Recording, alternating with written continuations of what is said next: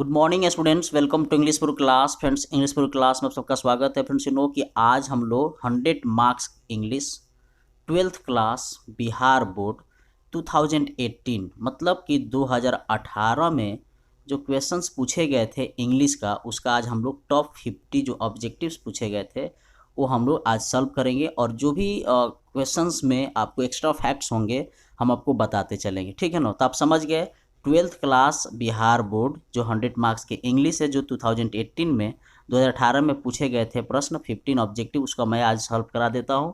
इसके बाद 2019 का हम लोग देख लेंगे, उसके बाद 20 का देख लेंगे। 21 में एग्जाम देने तो हम लोग चल ही रहे हैं। तो आपसे रिक्वेस्ट है कि एक एक करके आप लोग ध्यान से इस क्लास को देखिए। पहले लिखा है choose the correct option from the choice. Okay, तो लिखा है why do you tell a lie, तुम झूठ क्यों बोलते हो। तो जब भी व्हाई आएगा तो व्हाई लिखेंगे, और डू के साथ ईजर एम का प्रयोग होता है कब, जब ऑब्जेक्ट यहाँ लिखा रहेगा तब। तो अलाई जो ऑब्जेक्ट है उसके साथ इज का प्रयोग होगा, इसलिए आप कह सकते हैं कि why is a lie told by you. जिस किसी सेंटेंस में डू डज लगा रहेगा उसमें हम इज आर एम का प्रयोग करेंगे और ऑब्जेक्ट के अनुसार। तो ऑप्शन आपका क्या हो जाएगा, सी हो जाएगा। ओके, तो आप समझ गए डू डज के साथ क्या लगाते हैं, is are am simple present tense में। अगर यहीं पर इज आर एम रहता तो बीइंग लगाते, हैज हैव रहता तो बीइंग लगाते। ओके, अब चलिए क्वेश्चन नंबर नेक्स्ट देख लेते हैं। We are taught grammar by mister Singh, है ना। वी आर टॉट ग्रामर, तो ये आपका डायरेक्ट पैसिव वॉइस में लिखा हुआ है। तो एक्टिव में सबसे पहले मिस्टर सिंह देखेंगे तो यहाँ लिखा हुआ है, और चूंकि आर लगा है तो टिच होगा ही, मिस्टर सिंह थर्ड पर्सन है और अस ग्रामर। तो इस तरह से आपका ऑप्शन ए हो जाएगा, मिस्टर सिंह टिच अस ग्रामर। मिस्टर सिंह हम लोगों को क्या पढ़ाते हैं, ग्रामर पढ़ाते हैं। बाकी के जो फैक्ट्स है वो सब गलत है। ओके, आर जब लग जाएगा तो मैंने अभी बताया कि सिंपल प्रेजेंट टेंस रहेगा। ओके, अब चलिए हम लोग क्वेश्चन नंबर नेक्स्ट देख लेते हैं। क्वेश्चन नंबर थर्ड लिखा हुआ है I dash here since morning. तो जब भी किसी सेंटेंस में सिंस फॉर लग जाता है, वो चाहे सेंटेंस कितना भी बड़ा क्यों ना हो, तो उसमें हैव बीन का प्रयोग करते हैं या हैज बीन का प्रयोग करते हैं। अगर आई की जगह पर थर्ड पर्सन रहता, ही सीट रहता, चाहे कोई नाम रहता तो हैज लगता, जो कि ऑप्शन में नहीं दिया गया। इस तरह से ऑप्शन आपका बी ऑप्शन सही होगा। ओके, और क्वेश्चन नंबर 4 देख लीजिए। You have been riding non stop for hours. तो फॉर आवर्स है ना, तो आप घंटों से नॉन स्टॉप राइडिंग कर रहे हैं, घोड़े की सवारी कर रहे हैं। राइडिंग मतलब घोड़े की सवारी। तो you must be very tired, तो आप अवश्य थक गए होंगे। तो मस्ट का प्रयोग अवश्य के अर्थ में किया जाता है। कैन तो नहीं हो सकता है, ऑट नहीं हो सकता है, वुड नहीं हो सकता है। तो आपका क्या हो जाएगा, क्वेश्चन का आंसर ए हो जाएगा। ओके, तो चलिए हम लोग क्वेश्चन नंबर 5 देख लेते हैं। क्वेश्चन नंबर 5 लिखा हुआ है she ran out the room. Okay, she was screaming, वह रूम से बाहर चली गई, वह चीख रही थी। आपको कंबाइन द सेंटेंस करना है। तो सबसे पहले आप लिखेंगे she ran out the room screaming, है ना। माने रूम चिखारते हुए रूम से बाहर निकल गई, चिल्लाते हुए रूम से बाहर निकल गई। ओके, तो यहाँ रैन है लेकिन आउट नहीं लिखा हुआ है, यहाँ रैन आउट द रूम लिखा है स्क्रीमिंग, तो ऑफ आपका चाहिए। तो इस सेंटेंस में सब ऑफ ऑब्सेंट है, इसलिए आपका शुद्ध और करेक्ट सेंटेंस आपका डी हो जाएगा। समझ में आ रहा है ना। तो इस तरह से आपका डी ऑप्शन हो जाएगा। चलिए कुछ कुछ आपको ऐसे करना है कि कम से कम आपको ऑप्शन देखकर आपको दिमाग लगाते रहना है। अब देखिए सब सेंटेंस ज्यों का त्यों है, लेकिन इसमें ऑफ गायब है, ऑफ मिसिंग है, लेकिन यह सेंटेंस करेक्ट है। तो इस तरह से ऑप्शन आपका डी हो जाएगा। ओके, अब नेक्स्ट लिखा हुआ है डैश यू माइंड। तो जब भी dash you mind would you like तो है, तो वहाँ वुड का यूज करेंगे। जैसे would you like, would you mind, है ना, इस तरह का सेंटेंस आता है। जैसे would you mind standing up for a moment, कुछ क्षण के लिए आप खड़ा होंगे। तो यह क्वेश्चन है ना, करेक्ट एग्रीगेटिव वर्ब भरना है, मॉडल एग्रीगेटिव वर्ब भरना है। तो आपका क्या हो जाएगा, जब भी लाइक आ जाएगा, माइंड आ जाएगा, तो वहाँ वुड का यूज किया जाता है। ओके, क्वेश्चन नंबर 7 देख लेते हैं। I dash interested in mathematics, है ना, फिजिक्स लिखा है, मैथमेटिक्स नहीं लिखा है। तो इंटरेस्टेड रहा हूँ, है ना। तो जब भी सेंटेंस आएगा तो इस तरह से आप बनाएंगे कि मैं मेटाफिजिक्स में इंटरेस्टेड रहा हूँ। तो आप इस तरह से, क्योंकि मेटाफिजिक्स एक सब्जेक्ट है एक, तो उसमें आपका हैव का यूज हो गया है। आई के साथ हैव लगेगा, हैड नहीं लगेगा, विल नहीं लगेगा, एम नहीं लगेगा। ओके, तो आपका ऑप्शन क्या हो जाएगा फ्रेंड्स, करेक्ट ऑप्शन आपका इसमें बी हो जाएगा। ओके, नेक्स्ट क्वेश्चन लिखा हुआ है he said I have got to toothache. Toothache का मतलब दांत की दर्द। ओके, तब अब डायरेक्ट स्पीच है तो सेड का सेड ही रहेगा, और इन्वर्टेड कॉमा को हटा के डैट लिखते हैं, और फर्स्ट पर्सन सब्जेक्ट के अनुसार तो इसमें ही है तो ही लिखेंगे। और चूंकि हैव का पास्ट टेंस क्या होता है, हैड, तो इसमें हैड है। बाकी सब में देखिए हैज लिखा है, बाकी हैव लिखा है। तो इस तरह ऑप्शन आपका सी हो जाएगा। ओके, ऑप्शन क्या हो जाएगा सी। हैव का पास्ट टेंस हैड, कब, जब इधर पास्ट रहेगा तब। तो इस तरह से आपका ऑप्शन क्या हो जाएगा फ्रेंड्स, सी हो जाएगा। ऑप्शन क्या हो जाएगा क्वेश्चन नंबर 8 का ऑप्शन सी हो जाएगा। ओके, अब क्वेश्चन नंबर 9 बहुत इंपॉर्टेंट क्वेश्चन है, बहुत इंपॉर्टेंट क्वेश्चन है। सी थैंक मी, उसने मुझे धन्यवाद बोला, तो सी लिखेंगे she said to me thank you. Okay, she says नहीं लिखेंगे, सेज नहीं लिखेंगे, ये नहीं लिखेंगे, सेड आएगा तभी तो यहाँ वर्ब टू हुआ। तो सी थैंक मी, तो ऑप्शन आपका हो जाएगा ऑप्शन डी हो जाएगा। क्या हो जाएगा ऑप्शन डी। तो चलिए हम लोग क्वेश्चन नंबर 10 देख लेते हैं। क्वेश्चन नंबर 10 में लिखा है माई ब्रदर डिड नॉट, तो जब डिड नॉट लग जाएगा तो वर्ब वन का यूज होता है। ओके, ये सिंपल पास्ट टेंस है, तो डिड नॉट चूज, और मेरा भाई ने उसे चूज नहीं किया। ओके, तब यहाँ से आप बहुत बढ़िया से कॉन्सेप्ट समझिए, जब भी डिड लगेगा तो वर्ब वन का यूज होता है। तो चूज चूंकि वर्ब वन है, बाकी सब गलत है। अब नेक्स्ट लिखा है dash at a very high speed dangerous, तो ड्राइविंग, ये क्या है आपका जीरंड है। Driving cars at a very high speed is dangerous, ऊंचे स्पीड पर गाड़ी चलाना, बहुत ज़्यादा ऊंचे स्पीड में गाड़ी चलाना क्या है, डेंजरस है। ओके, अब नेक्स्ट क्वेश्चन लिखा है कि सी हैज, सी के साथ क्या होगा, हैज होगा, हैव नहीं हो सकता है, विल भी नहीं होगा, क्योंकि उसने ग्रीक इंडियन माइथोलॉजी पर कितने बुकें लिखे हैं, 6 बुकें लिखी हैं। ओके, तो सी हैज रिटन, क्या हो जाएगा option, she has written 6 books on Indian mythology, Indian mythology पर उसने कितनी बुकें लिखी हैं, 6 बुक। ओके, अब नेक्स्ट लिखा है this material is different from लिखेंगे, जब किसी दूसरे वस्तु से कंपेरिजन किया जा रहा है तो यहाँ फ्रॉम का यूज करेंगे, दैन का यूज नहीं करेंगे। यहाँ डैट लिखा हुआ तो आप इस तरह से ये सब आप नहीं, ये कंजंक्शन हो गया है ना। तो this material is different from that, आपका ऑप्शन हो जाएगा डी। ओके, अब देखिए क्लाइम्ड के साथ ऑन का प्रयोग करेंगे, he climbed on the ladder. Okay, वह सीढ़ी पर चढ़ गया, तो इस तरह से ऑप्शन हो जाएगा। अब चलिए क्वेश्चन नंबर 15 देख लेते हैं। क्वेश्चन नंबर 15 लिखा हुआ है कि ही हैज़ बीन ऑब्सेंट, तो जब भी यहाँ मंडे ट्यूजडे आएगा, दिन महीना का नाम आएगा, जनवरी फरवरी, किसी साल का नाम आ गया 1995 इस तरह से आएगा, तो वहाँ सिंस का प्रयोग करते हैं, समझ गए ना। तो इस तरह से he has been absent since Monday, वह मंडे से अनुपस्थित। Okay, choose the correct sentence, तो चूज द करेक्ट सेंटेंस में क्या होगा, she can play tennis as well as, तो ऑप्शन आपका सी हो जाएगा, क्योंकि एक के साथ गुड एज नहीं हो सकता है। She can play tennis as good as नहीं हो सकता है। ओके, एज वेल एज मतलब वह जो है टेनिस खेलती है, साथ साथ उसका भाई भी खेलता है। ओके, तो इस तरह से आपको ध्यान देना है।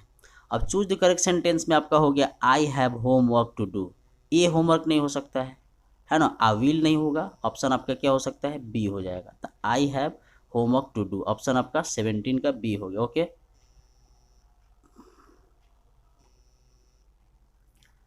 और क्वेश्चन नंबर 18 देख लीजिए, choose the correct sentence, 4 number के जो परीक्षा में पूछा जाता है, इसमें डी ऑप्शन हो जाएगा। ओके, क्योंकि डैट जब श्योरली लग जाएगा तो वाज तो लगेगा ही, लेकिन अब मिस्टेक नहीं हो सकता है, श्योर मिस्टेक नहीं हो सकता है, वाज नहीं हो सकता है, में तो संभावना हो ही नहीं सकता है। तो that was surely a mistake, मतलब वह कि एकदम निश्चित रूप से मिस्टेक होगा। तो इस तरह से आपका ऑप्शन क्या हो जाएगा, डी हो जाएगा। क्वेश्चन नंबर हम लोग कितना देखेंगे, 19। अब क्वेश्चन नंबर 19 जो है डायरेक्ट नरेशन से पूछा हुआ है। ही आस्क्ड, क्या लिखेंगे, he asked if I had taken our food, उसने मुझसे पूछा कि यदि मैं भोजन ले लिया। तो चूंकि ये डायरेक्ट है, आस्क नहीं हो सकता है क्योंकि यहाँ हैड लगा हुआ है, पास्ट है, तो ये सब के सब नहीं होगा। तो इसलिए ऑप्शन आपका क्या हो जाएगा फ्रेंड्स, 19 का ऑप्शन ए हो जाएगा। चलिए अब 20 देख लेते हैं। All depends on has passing the examination, ठीक है ना। तो इस तरह से आपका ऑप्शन हो जाएगा। अब 20 का देख लीजिए, you dash not to attend the meeting, तो यू कैन नॉट, ऑर्डर्स के लिए हम प्रयोग करते हैं कैन का use. Okay, you can not go to attend the meeting, तो इस तरह से आपका ऑप्शन क्या हो जाएगा, कैन हो जाएगा। नीड में वुड का यूज नहीं हो सकता है, जब भी यहाँ वेन रहेगा, इफ रहेगा, तो यहाँ किसका प्रयोग होगा, कम्स का प्रयोग होगा। इट मीन्स कि सिर्फ कम्स ही नहीं होगा, सिंपल प्रेजेंट टेंस का प्रयोग होता है। और यह जो पार्ट है प्रिंसिपल क्लॉज, इसमें सिंपल फ्यूचर का प्रयोग होता है। आई रहता तो सैल लगता। तो जब भी किसी सेंटेंस की स्टार्टिंग वेन से हो जाता है, ईफ से हो जाता है, अक्सर ये हमेशा सवाल पूछा जाता है परीक्षा में कि जब भी वेन आ जाएगा, ईफ आ जाएगा, अनटिल अनलेस आ जाता है, तो यहाँ हमेशा सिंपल प्रेजेंट टेंस का प्रयोग होता है। तो ऑप्शन आपका बी हो जाएगा। ओके, अब हम लोग क्वेश्चन नंबर 23 देख लेते हैं। अब देखिए क्वेश्चन नंबर जो 23, इसी से रिलेटेड एक फर्स्ट टाइम ही क्वेश्चन पूछा गया था। जब भी वुड माइंड का प्रयोग हुआ था तो वहाँ वुड हुआ था, तो अब यहाँ हो जाएगा would you mind to come to, है ना, would you mind to come हो जाएगा यहाँ option. To my house please, आपको बुरा ना माने तो आप मेरे घर पर आना पसंद करेंगे, इस तरह से हैव नहीं हो सकता है और ये सब नहीं हो सकता। ऑप्शन क्या हो जाएगा फ्रेंड्स, ए हो जाएगा। ओके, अब देखिए यहाँ तो सुपरलेटिव डिग्री आएगा तो वहाँ आर्टिकल का प्रयोग द का प्रयोग करते हैं। जब भी द मोस्ट ब्यूटीफुल है ना, द मोस्ट हैंडसम, जब भी सुपरलेटिव डिग्री आता है तो उसके पहले आर्टिकल द का प्रयोग किया था। ओके, अब my sister dash a dress for the birthday last week, तो जब भी यहाँ last week, last month, last year, last day, जब भी लास्ट की बात होगी या ए एगो मंथ, अ मंथ एगो होगी, क्या बात होगी, अ मंथ एगो, एगो जब आएगा या यस्टरडे आएगा, क्या आ जाएगा, यस्टरडे पास्ट का होगा तो यहाँ वर्ब टू का यूज होगा। याद रहेंगे ना, एक कंसेप्ट को हमेशा याद रखना है, हमेशा इसे सवाल पूछा जाता है। ओके, इस बार भी पूछा जाएगा, last week, last day, last month जब भी आएगा तो वहाँ वर्ब टू का यूज होता है। ओके, क्वेश्चन नंबर 26 देख लीजिए, कमलेश हैज़ बीन, है ना, Kamlesh has been repairing his house for a few days, Kamlesh अपना घर कुछ समय पहले से रिपेयरिंग कर रहा है। ओके, तो हैज़ बीन रिपेयरिंग, तो यहाँ टाइम लगा हुआ है और उसके बाद से हैज़ बीन है तो यहाँ वर्ब टू नहीं हो सकता है, हैड नहीं हो सकता, ये भी नहीं हो सकता है, तो ऑप्शन आपका बी हो जाएगा रिपेयरिंग। ओके, क्वेश्चन नंबर 27 देख लेते हैं। क्वेश्चन नंबर 27 में लिखा है सीता फेल, फेल के साथ हमेशा डाउन का होता है ना, तो सीता रिक्शा पर से गिर गई तो फेल डाउन होगा। ओके, अब you can do it your self, you के साथ योर सेल्फ, तुम इसको कर सकते हो अपने आप से। ओके, तो देखिए सिंपल क्वेश्चन पूछा गया, हिम सेल्फ नहीं हो सकता है, हर सेल्फ, देम सेल्फ नहीं हो सकता। यहाँ हम सेल्फ कब होता, जब यहाँ ही लगा रहता, सी हर सेल्फ कब होता, सी लगा रहता, तो इसका आपको ध्यान रखना है। देखिए ऑप्शन में ही आपको दिमाग लगाना है, ये क्या कह रहे तो मैटर है ही, लेकिन ऑप्शन में भी आपको दिमाग लगाते रहना। ओके, अब चलिए आपको ये तो बहुत आसान है, चूज दी करेक्ट स्पेलिंग पूछ रहे थे, फैमिलीज का ये हो जाएगा, फैमिली FAMILIES फैमिलीज। ओके, अब कह रहे हैं what time does the bus left for, माने प्रस्थान करेगी सेंट्रल लंदन के लिए, मतलब कब खुलेगी, तो लीव फॉर लिखेंगे, लीव टू नहीं लिखेंगे, के लिए का इंग्लिश होता है, लीव फॉर माने के लिए, सेंट्रल लंदन के लिए बस किस टाइम खुलेगी, यह आपका ऑप्शन हो जाएगा। ओके, अब 31 देख लेते हैं।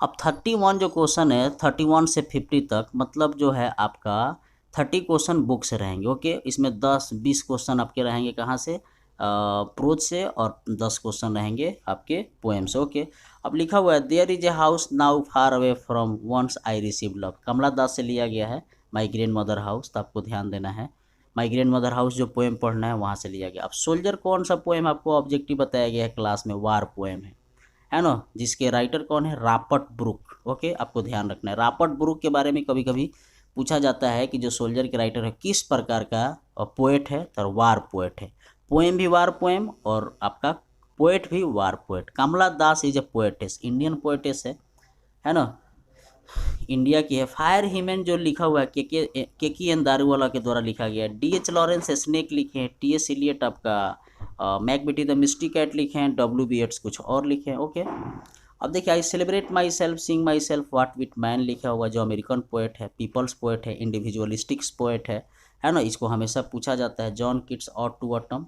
इसके बाद now the leaves are falling fast, WH Auden, तो आपको याद रखना है। ओके, तो आपका ऑप्शन हो जाएगा 35 का ए। 36 देख लेते हैं।